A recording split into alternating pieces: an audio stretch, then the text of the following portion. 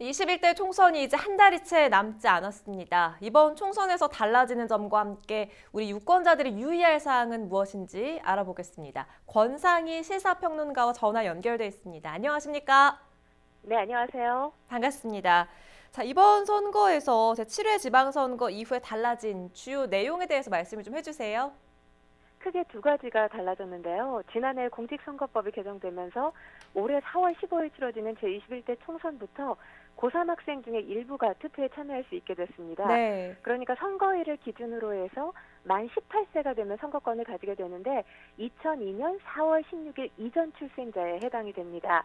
그리고 또 한 가지 달라진 점은 준연동형 비례대표제로 비례대표 국회의원 의석 배분 방식이 변경이 됐거든요. 그러니까 47석이 비례대표 의석인데 그중에 30석에 대해서 준연동 방식으로 배분이 되고요. 그리고 나머지 17석은 기존 의석 배분 방식인 병립형 배분을 하게 됩니다. 달라진 이 두 가지 점을 좀 사례로 짚어보죠. 우선 그 만 18세 고3 학생들이 선거에 참여를 하게 됐는데 아무래도 처음으로 선거에 참여를 하다 보니까 좀 여러 가지 궁금한 점들이 많이 있을 것 같아요. 선거에 대해서 네. 친구들과 뭐 이야기를 나누고 뭐 이런 사소한 부분까지도 모르고 있는 친구들이 많이 있을 것 같은데 이런 부분이 가능한 겁니까?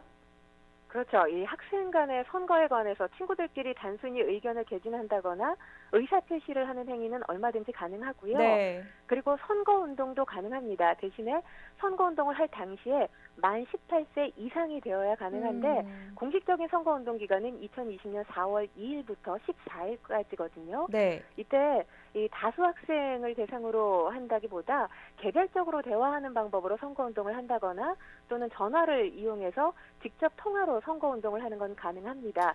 그리고 이 선거운동 기간 전이라도 문자 메시지나 인터넷 홈페이지 등을 이용해서 선거운동 가능하고요. 근데 한 가지 유의하셔야 될 것이 네. 문자 메시지 같은 경우는 한 번 전송할 때 받는 사람이 20명을 초과할 수는 없습니다.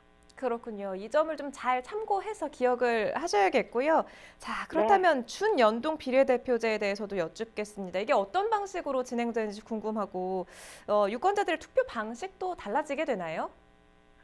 일단 투표 방식은 이전과 똑같습니다. 음. 지역구 투표에서 가장 지지하는 후보 한 명에게만 투하시면 되고요. 네. 그리고 비례대표 투표에서는 가장 지지하는 정당에게만 투표하시면 되는데 준연동형 비례대표제가 이번에 처음 도입되는 것이기 때문에 상당히 생소하실 거예요.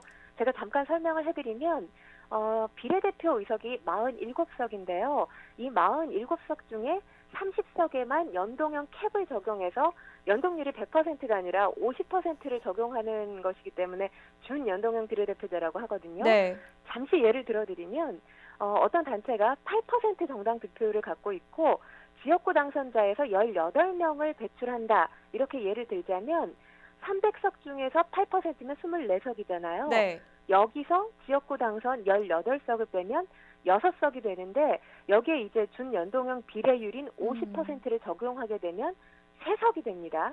이 3석의 30석 캡의 범위 안에서 다른 정당들과 비율을 조정해서 가져가게 되는 거고요. 어. 그리고 이 나머지 17석은 아까도 말씀드렸지만 정당 득표율에 따라서 단순 배분하는 기존의 병립형 배분 방식을 따르게 됩니다. 대신에 이 비례대표 의석 배분을 받기 위해서는 최소 정당 득표율이 필요한데 이 득표율이 반드시 3% 이걸 음. 넘겨야만 합니다. 네, 준연동 비례대표제에 대한 설명도 해주셨고요.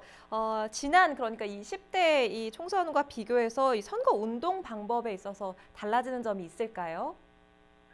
먼저 언제든지 인터넷, 전자우편, 문자 메시지를 이용해서 선거운동을 하실 수가 있고요. 문자 메시지 내용에는 음성이나 화상 또 동영상을 포함해서 발송하실 수가 있습니다. 네. 그리고 배우자가 없는 예비 후보자 같은 경우는 예비 후보자가 지정한 한 명이 명함, 배부를 한다든지 음. 지지호소 할 수 있고요. 또 선거일에 인증샷 남기시는 분들 계시잖아요. 네. 이 SNS를 이용해서 엄지손가락 또는 V자 같은 기호를 표시한 인증샷 게시가 가능합니다. 어. 대신에 한 가지 유념해야 될 것이 뭐 투표 사진 찍는 거 기념하는 거 얼마든지 좋은데 기표소 내에서 찍으시면 절대 안 돼요. 이 네. 경우에는 이 비밀 선거 원칙을 위반한 게 되기 때문에 처벌을 받게 되니까 이 부분 꼭 주의하셔야 됩니다. 그렇군요. 자, 그 밖에도 이 지역의 일꾼을 뽑는 만큼 유권자들이 좀 꼼꼼하게 체크해야 할 사항이 있을 텐데 살펴주실까요? 일단 4월 15일 국회의원 선거 투표 시간은 아침 6시부터 저녁 6시까지고요. 하러 가실 때 반드시 신분증 가지고 가셔야 투표하실 수가 있습니다. 네. 그리고 중앙선관위 또 해당 지자체 홈페이지, 또 주요 인터넷 포털 사이트 투표소 찾기 메뉴에 본인의 간단한 인적사항을 입력하시면 투표소 위치, 약도 확인하실 수가 있고요. 반드시 투표하실 때 기표소에 마련된 기표용구 이용하셔야 되고요. 투표 용지에 도장을 찍거나 다른 표시를 하게 되면 그 투표는 무효가 되기 때문에 이 부분도 주의하셔야 됩니다. 네, 21대 총선을 앞두고 이모저모 주의해야 할 점 들어봤습니다. 권상희 시사평론가였습니다. 고맙습니다.